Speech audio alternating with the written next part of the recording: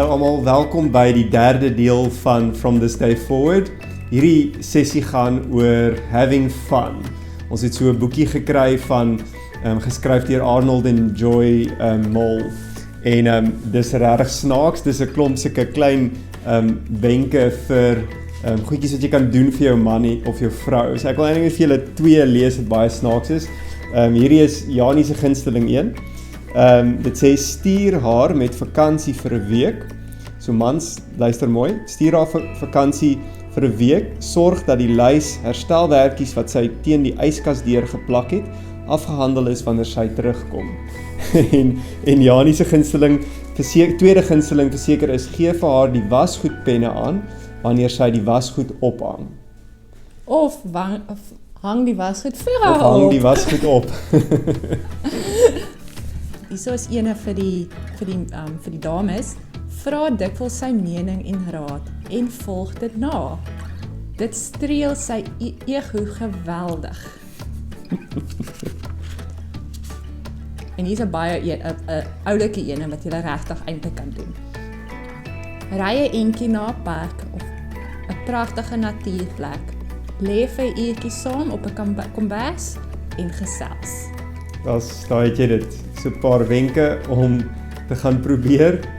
En ons hoop julle geniet hierdie sessie saam en ons hoop julle maak tyd om pret saam te hê as paartjies. Julle moet net sê as julle die boek wil leen.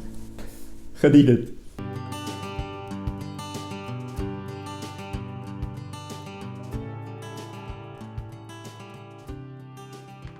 All right, welcome back to session 3, back again from this day forward. Mike and Michelle Metcalf with you. I'm having a great time. You having a great time? I'm having a fun time. Yeah, a lot of fun. So we're going to get into session 3. Last session, we really talked about fighting fair and the importance of fighting fair.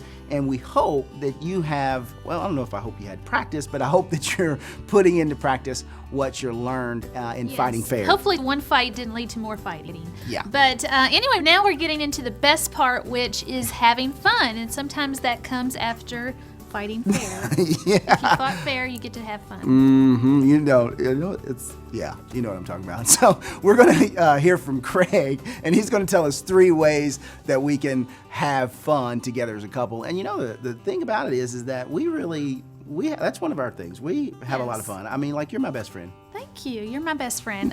Yeah, some people feel like it's a luxury or it's at the bottom of your list, but it really should be a priority to keep a healthy marriage. You know what? Healthy relationship. I remember we took a trip to New York City. You remember going to New York?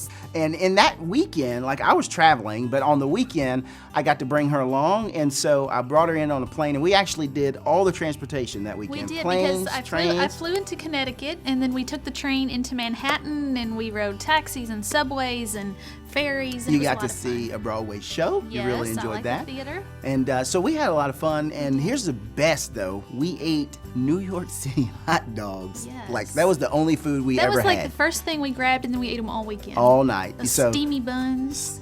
And we're going to talk about some steamy buns up in here a little bit later. All about having fun. And Craig is going to discuss with us 3 different ways that you can have fun. But here's the deal. We've talked to you about some of our fun experiences, our New York trip, eating hot dogs. So now we want you to share one of your fun experiences and talk about it, and talk about how that fun experience, having fun together, has impacted your relationship. So talk about it.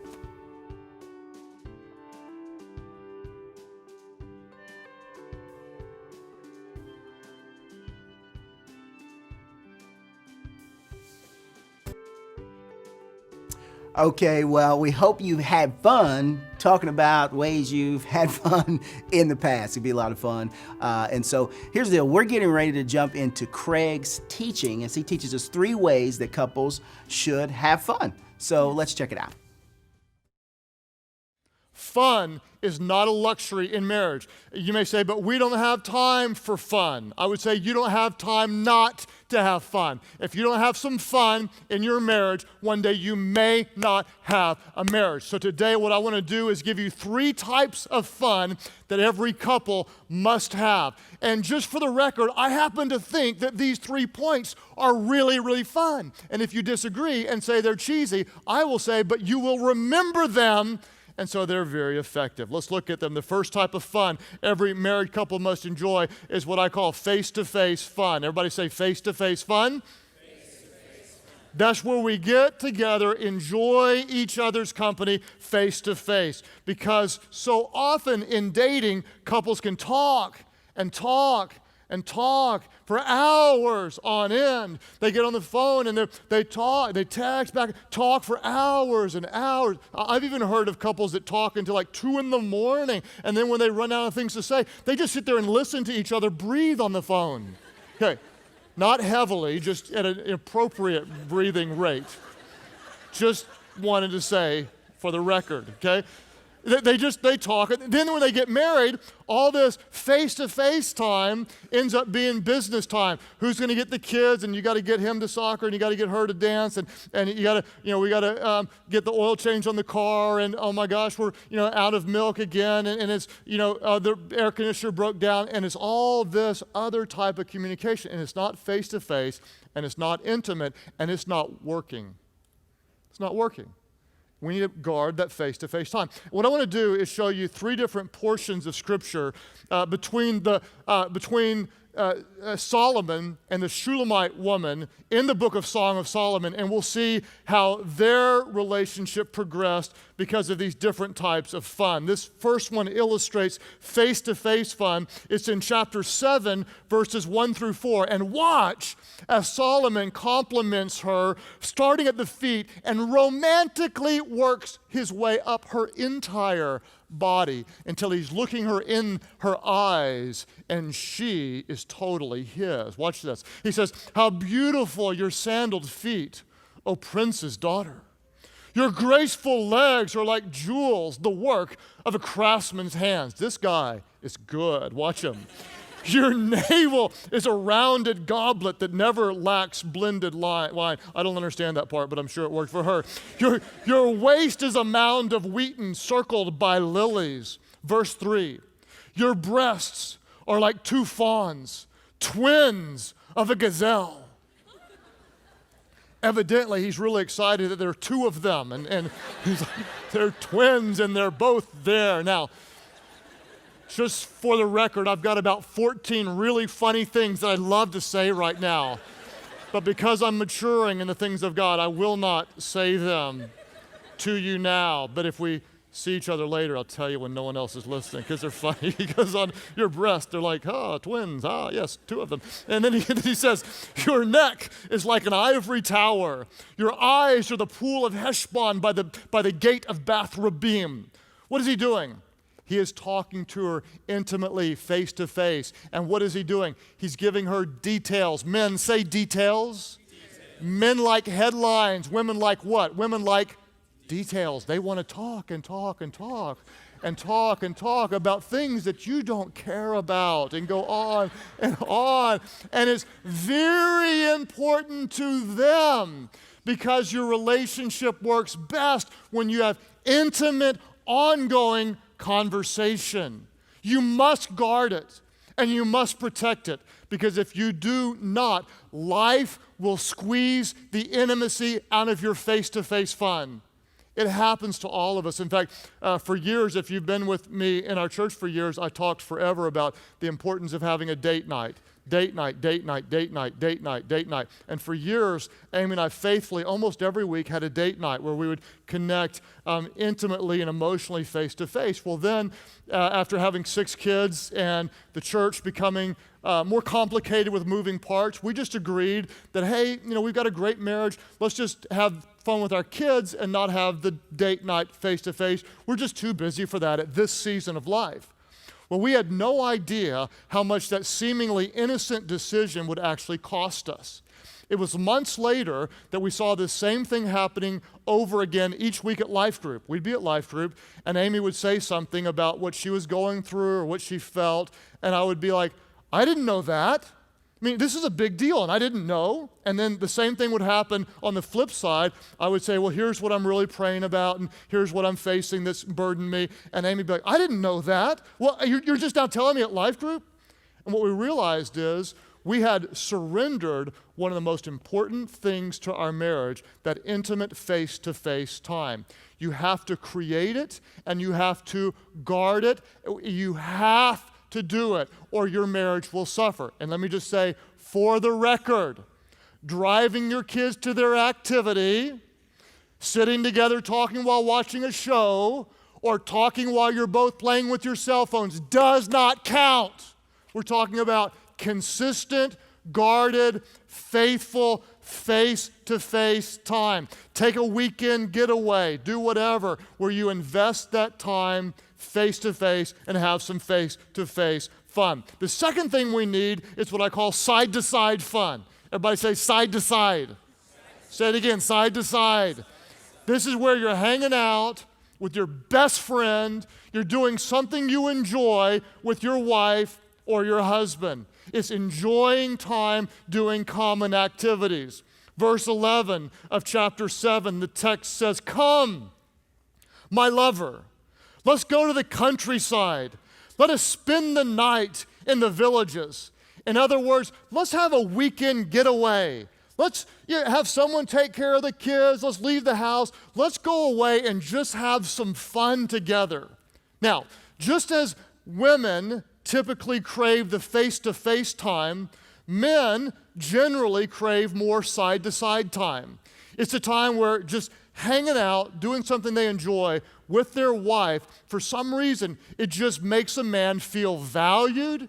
It's fun, and he sees you as his very best friend, and it's an incredibly bonding experience for both, especially for the man. I like what one guy said. He said, "I always like to be by my wife's side, and I always hold her hand." He said, "I do it for two reasons. Number one, because I love her. Number two, because if I let go, she goes shopping. I always hold her hand." 3 types of fun that every married couple must have. Let's say them aloud. What is the first type? It's face to face. What is the second type? Side to side. You ready for the third one? It's belly button to belly button. Write that down and somebody say amen. Little belly button to belly button. Is that clever or what? You'll remember that. All right, let me break this belly button to belly button down. Verse 11 and 12 of chapter 7. Watch this. The Shulamite woman says to Solomon, she says, "Come, my lover, let us go to the countryside. Let us spend the night in the villages. Let us go early to the vineyards to see if the vines have budded." I'm getting to the fun part. "If their blossoms have opened and if their pomegranates are in bloom." And then what does she say? Somebody help me out. She says, "There I will give you my love." What does she say? Translated into modern day language, she said, "Hey, let's go have sex in the park." That's what she said. That's what she said. Now, don't go have sex in the park or you will get arrested unless you can find a really private place. And here she said, let's have some belly button to belly button. Let's have some physical and romantic fun. You say, does God like that? Oh, yes. He does. If you don't believe me, look at God's word, Proverbs 5:18 through 20. This is a great verse. "May your fountain be blessed, and may you rejoice in the wife of your youth." Be married 30, 40 years. Enjoy this woman that you married when you were young. "A loving doe, a graceful deer." Watch this. "May her breasts satisfy you always." This is the word of God. May He add His blessings to the reading of His word. Some of you aren't smiling. I don't know what's wrong with you. This is good stuff. This is God's word. "May her breasts satisfy you always. And may you be" what? Say this aloud. "May you be captivated." May you ever be captivated by her love. The Hebrew word translated as captivated is the word shagah. Everybody say shagah. You have to say it like that with attitude. It doesn't work if you say shagah, okay? It's shagah. This word in the Hebrew language is the same word used when an animal would attack and kill another animal and eat the animal. May your love be like that. Shagah. This is good, right? Now, let me give you some advice about this because I believe that one of the best things you can do for your marriage is have some physical and intimate fun. So let me give some advice to the men and the women. Men, first of all, work on your approach. Vary your approach. Get creative in your approach. Be tender in your approach. Quit just doing the same approach every day. Hey, you want some of this, don't you? I know you do. Check this out. Don't get out of the shower, walk around like, hey, check, all that kind of stuff. Work on your approach. Romance, conversation, bring a gift home, listen, rub her feet, work on your approach. Because ladies, you all know, every husband can take everything sexual. She says, can you make me a bowl of cereal? It's like, sure thing, I'll make you a bowl of cereal. Give me a spoon, I'll stir you up. We got to get the oil changed. I'll change your oil. Work on your approach. Be loving, be tender. Ladies, my advice for you, make an approach. Any approach. Make an approach. You want some of this? Just listen to me. Get a little romantic. Listen, ladies, whatever you've got, it looks better in silk than in flannel. Take that old thing, throw it away, get some lingerie, go on a date, play some music, draw a bath, give a back rub, put on some Marvin Gaye and say, let's get it on. Now, I know what some of you are thinking. Some of you are going, we don't have time for all that. We got little kids. Well, you go and put on a Dora the Explorer CD, run into the bedroom, lock the door, say, quick, we've got 30 minutes. Go, Diego, go.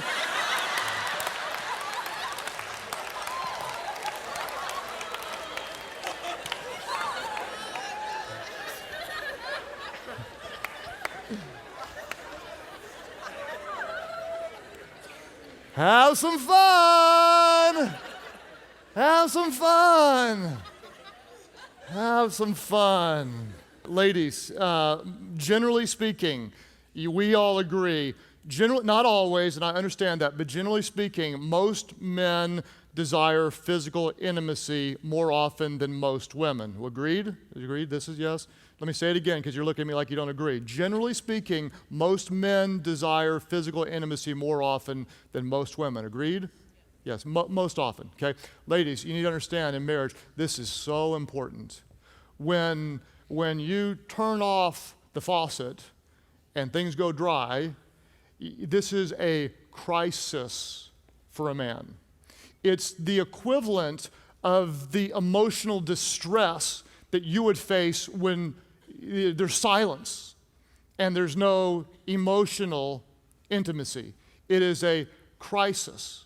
And one of the greatest ways you can love each other is by coming together, renewing your covenant, which is sex is spiritual before it's anything else. It's the picture of two becoming one and ministering to one another. It is a blessing from God, and it's a way you serve one another. Okay, ladies, what you need to realize is that if he's not getting his sexual needs met, he has no other legitimate option but you.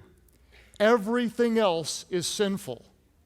You are his only legitimate outlet for sexual fulfillment. And one of the greatest things you can do for each other is to engage in frequent and creative and spiritual lovemaking. It is a gift, it is honoring to God, and it renews the covenant. Now, what some of you can say, but he's a jerk, and I don't like him, and I don't like you for telling me to have sex with him, or whatever. And listen to me. I understand that. Feelings follow actions. You start doing what you once did, and you'll get what you once had. What are we going to do? If you want what you once had, do what you once did. You got married because you had fun. Start having fun again. All right, well, welcome back. I really love Craig's teaching on this topic, like having fun, the 3 ways, face-to-face, side-to-side, and belly button to belly button. Yes. It's really important, and I think it's important for us to understand as couples that like having fun is not like an optional thing. It's not like something that if we have time or, you know, if we just get around to doing it. Yes, and I think sometimes it can become last on the list. When you have kids, when you have work, it can become, you feel like a luxury, but it really is important. Just as important as seeking God and learning to fight fair is having fun. Yeah, and you just got to do it. That's right. Like literally do it. Yes. But and because if we don't have fun, what tends to happen with us is like it's like you're in this business transaction. You're going to work and you're going to school, picking up the kids, and it's just no fun. So Yes. you need to make it a priority, put it on the calendar, and make sure that you're being intentional about spending time with each other and having fun with each other.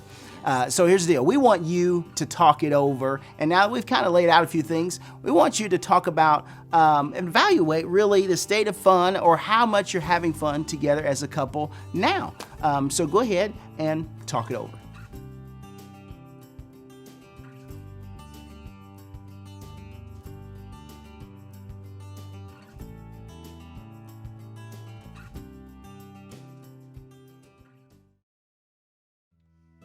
I'm sure you had some really good discussion with that talking over question. Really just talking about the level of fun that you're having in your relationship. Yes, we're having a lot of fun. I'd say a level 10. I'm thinking like level 56. All right, Like then. way up there. Well, we have Dr. Kim with us, and I think we should get his expert advice.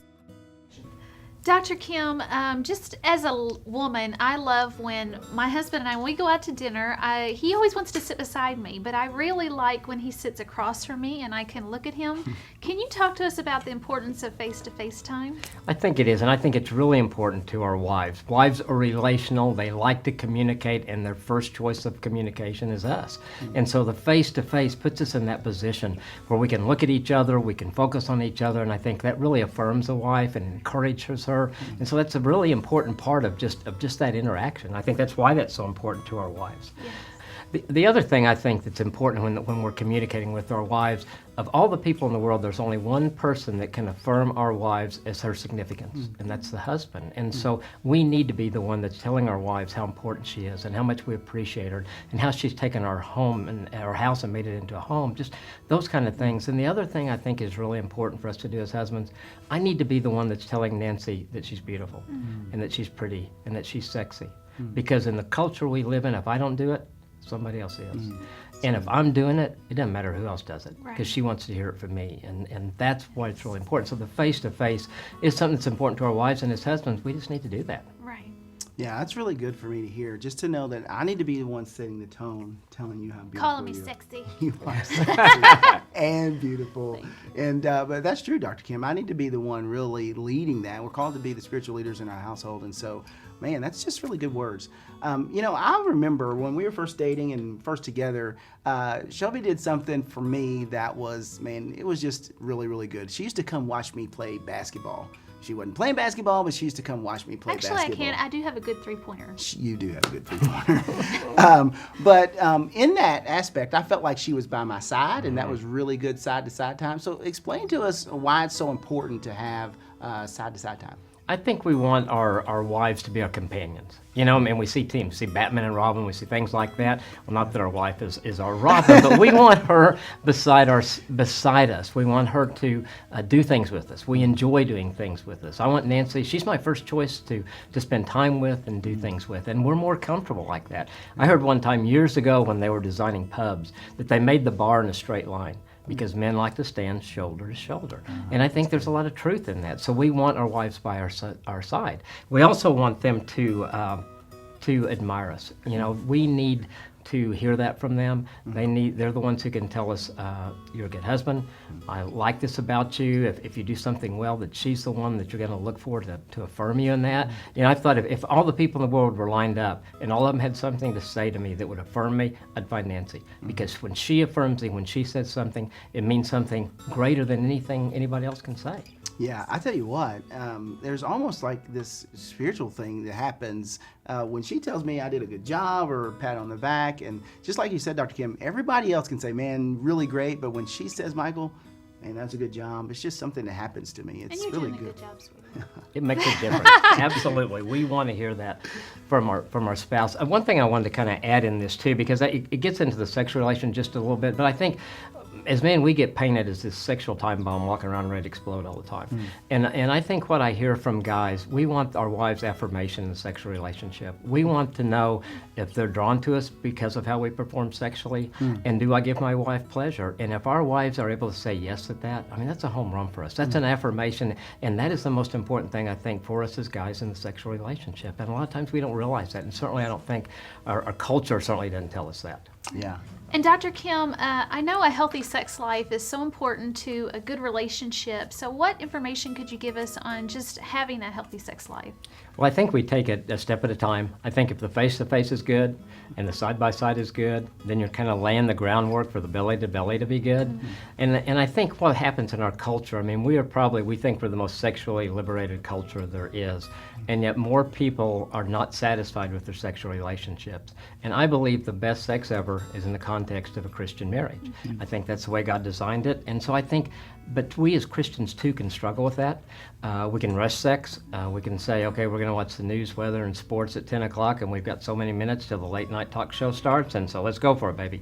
And then maybe we park the kids in front of the TV and we put a DVD in and we say, we got 22 minutes, let's go.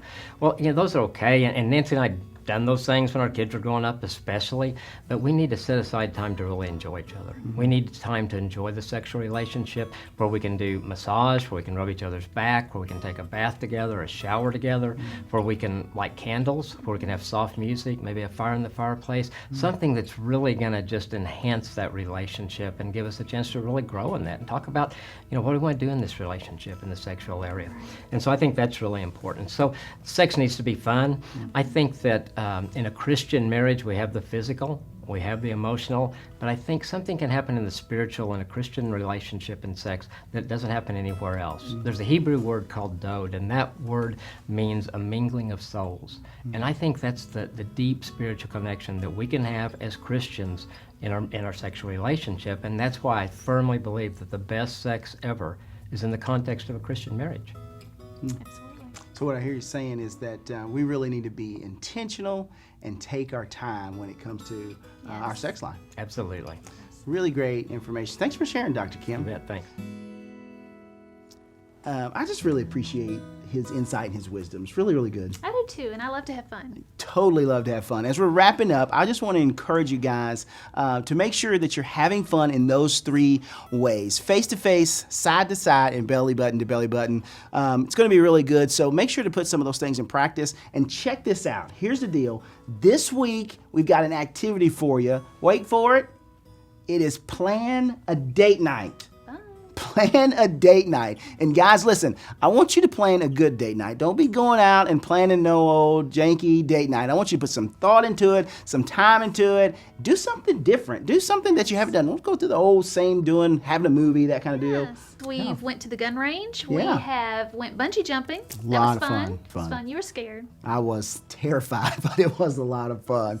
And so as we wrap up talking about having fun, go ahead, plan your date night, get into your marriage boosters. It's going to be a lot of fun. And on our next session, we're going to be talking about staying pure. So we'll see you next time on From This Day Forward.